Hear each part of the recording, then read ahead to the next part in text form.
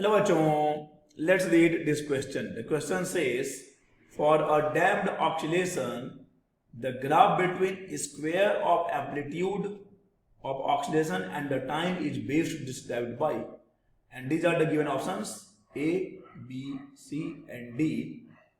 तो क्वेश्चन में बात हो रही है कि डैम्प्ड ऑक्सीलेशन के लिए एम्पलीट्यूड का जो स्क्वायर होगा और जो टाइम होगा उसके बीच में कैसा ग्राफ होगा. ठीक है, तो चलिए सबसे पहले जान लेते हैं की कंसेप्ट को, जो कि है डैम्प्ड ऑक्सीलेशन. सो लिख लेते हैं की कंसेप्ट.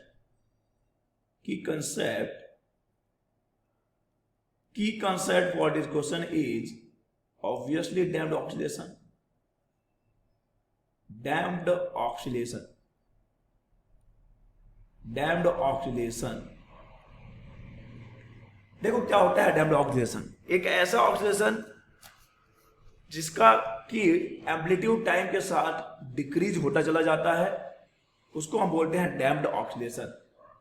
और अगर हम यहां ग्राफ बनाते हैं ओनली एम्पलीट्यूड और टाइम के बीच में, तो देखो कैसा होता है. ठीक है ना, ग्राफ आपको कुछ ऐसा मिलता है. देखो ये ठीक है, टाइम के साथ एम्पलीट्यूड डिक्रीज होता चला गया है. टाइम के साथ एम्पलीट्यूड डिक्रीज होता चला गया है. ओके, तो अब यहां पे अगर हम बात करते हैं कि डैम्प्ड ऑक्सीलेशन के लिए, जो देखिए ये तो क्लियर हो गया what is damped oscillation. Time के साथ उसका जो है एम्पलीट्यूड डिक्रीज होता चला जाता है. अब हम उसके थोड़ा सा मैथमेटिकल फॉर्म की बात करते हैं. जब हम बात करते हैं उसके वेरिएशन की, वेरिएशन तो हो रहा है एम्पलीट्यूड में, डिक्रीज भी हो रहा है. तो this variation is given by the formula A naught e to the power minus minus minus gamma T.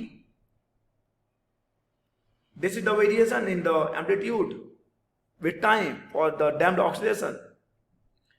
अब यहां पर देख लीजिए भाई ए नॉट क्या है. A naught is obviously initial amplitude है. गामा इज जिसको हम बोलते हैं damping coefficient and T is the time.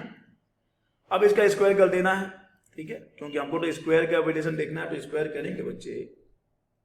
तो अगर हम इसका स्क्वायर कर रहे हैं तो हमको क्या मिल रहा है, हमको मिल जाएगा ए नॉट का स्क्वायर ई का पावर माइनस 2 गामा टी मिल जाएगा बच्चे. 2 गामा टी मिल जाएगा. स्क्वायर कर दिया हमने. अब देखिए जब हम स्क्वायर हमने कर दिया है